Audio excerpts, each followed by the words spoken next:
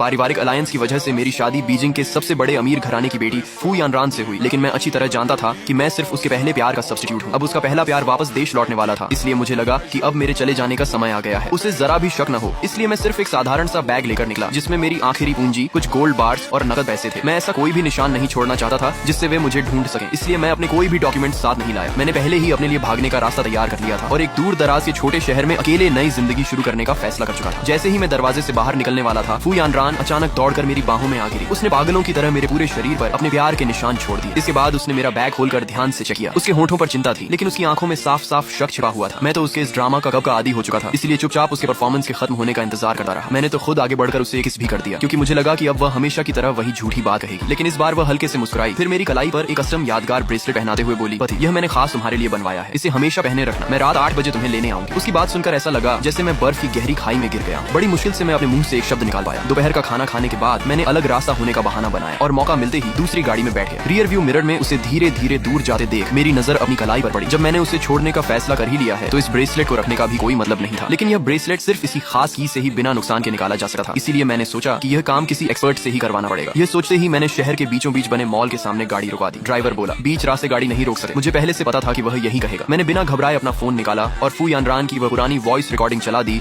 जिसमें उसने मुझे गिफ्ट खरीदने के लिए कहा था। उसकी आवाज सुनते ही ड्राइवर के पसीने छूट गए और उसने तुरंत गाड़ी सड़क किनारे रोकी। लेकिन जैसे ही मैं उतरा, वह मेरे पीछे पीछे आने लगा। मैं एक ऐसी दुकान पर गया जिसके बोर्ड पर लिखा था, कंगन निकाले और रिपेयर किए जाते हैं। दुकान का मालिक एक ठंडे स्वभाव का बुजुर्ग था। उसने सिर तक नहीं उठाया और पूछा, कंगन खरीदना है? मैंने सिर हिलाया और दिखावे के लिए काफी देर तक काउंटर पर रखे कंगन देखने लगा। फिर मैंने कंगन चुनते हुए कहा, बस यही वाला। जैसे ही उसने कंगन निकाला, मैंने अपनी कलाई आगे बढ़ाकर कहा, मालिक, मैं ये नया कंगन पहनना चाहता हूँ, लेकिन मेरी कलाई वाला उतर नहीं रहा, क्या आप इसे निकाल सकते हैं? उसने बिना कुछ सोचे हामी भर दी। लेकिन जैसे ही उसने अपना टूल बॉक्स उठाया और मेरी कलाई पर बंधे कंगन को देखा, उसके चेहरे का रंग ही बदल गया। उसने मेरा चेहरा गौर से देखा और कहा, इस कंगन का लॉक बहुत खास है, इसकी असली की के बिना इसे सुरक्षित तरीके से नहीं निकाला जा सकता। मैं कुछ पल के लिए पूरी तरह हैरान रह गया। तभी उस बुजुर्ग को सब समझ में आ गया। उसने मन ही मन सोचा, मैं इसे कैसे नहीं पहचानूंगा? ये कंगन तो मैंने कई साल पहले फू यानरान के लिए खास तौर पर बनाया था। इसे सिर्फ उसी इंसान को पहनाया जाता है जिससे वह सबसे ज्यादा प्यार करती है। लेकिन सामने खड़ा यह नौजवान तो साफ तौर पर इस रिश्ते से आजाद होना चाहता है। करीब आधे घंटे बाद आखिरकार वह कंगन उतर गया। मेरी आंखों में छिपी खुशी